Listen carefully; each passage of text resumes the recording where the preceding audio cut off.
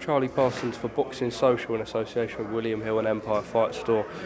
John, credit to you. You go back to England, the hardest man in England. What a performance in there tonight. Just your first reflection, I know not meant to be, but what a gutsy performance. Just gutted winning against a great fighter and can't be short. I feel like it massively threw me after the second round. I felt like I had two very good rounds. Sorry. Just picking that back up. So yeah, I had two very good rounds I thought at the start. I thought I won them well.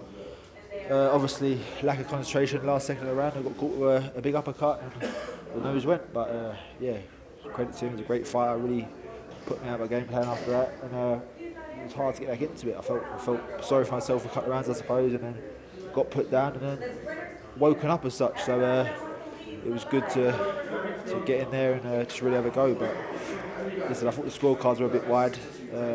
But it is what it is. It's not, it is what it is. I'm gutted because I wanted to put on a great performance. I wanted to come away victorious and be world champion. But I feel like I gave it a count of myself. Hopefully won some fans and kept some fans. It wasn't meant to be. I don't know if you've managed to see the perception online yet, but your stock has risen so much. People, you know, the heart that you've shown, everything was just so incredible in there, John. A word on Canelo. Time and time again, he sort of disguises those hooks to the head and throws them down to the body.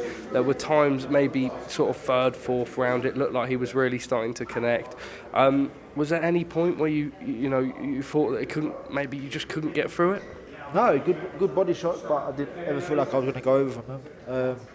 I mean, I got wobbled a couple of times, big head shots that just didn't see and just got caught by him, but that's boxing, isn't it?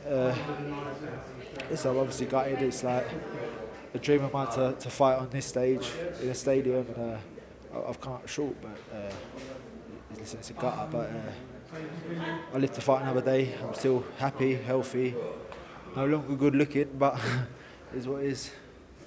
John, what was your feeling in there? I've spoke to Greg so much in the week about sort of coping mechanisms as to dealing. It was always going to be very raw because there was going to be a long wait. That sort of 10 minutes or so while you're in the ring waiting to fight. How were you feeling? Yeah, all right, yeah. It's not ideal, but it's to be expected. Listen, Greg's a great coach, but he taught me nasal breathing, and nasal breathing set me in good stead after the second round, so it was no good. I need to learn some mouth-only breathing, but no, listen, it was great. I've got an absolute fantastic team around me. I couldn't want a better team, so it's just great to have them all on board. John, I know it's very raw for you at the minute. You are 34, but then again tonight you just proved your level on the world stage.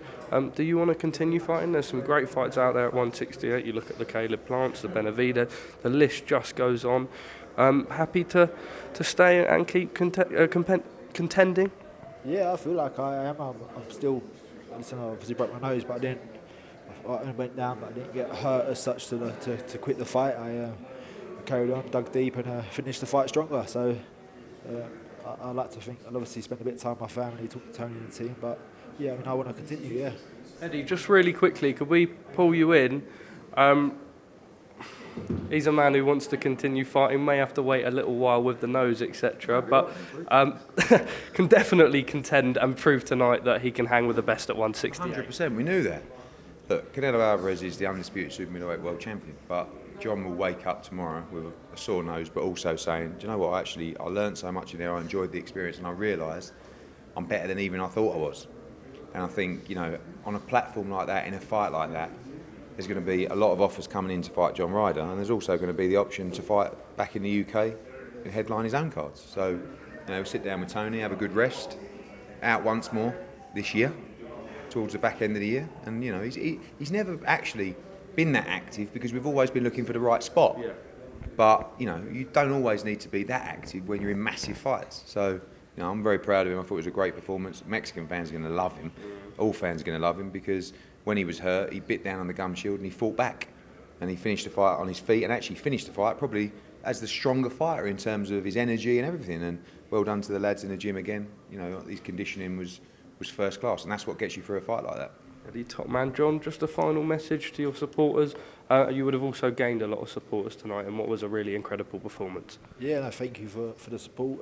Thank you to the fans, old and new, and hopefully I'll be back out in the back end of the year and another good performance and back to winning ways back on the world scene. John, thank you, and thank you to your team for everything this week. It really has been a pleasure. Thank you.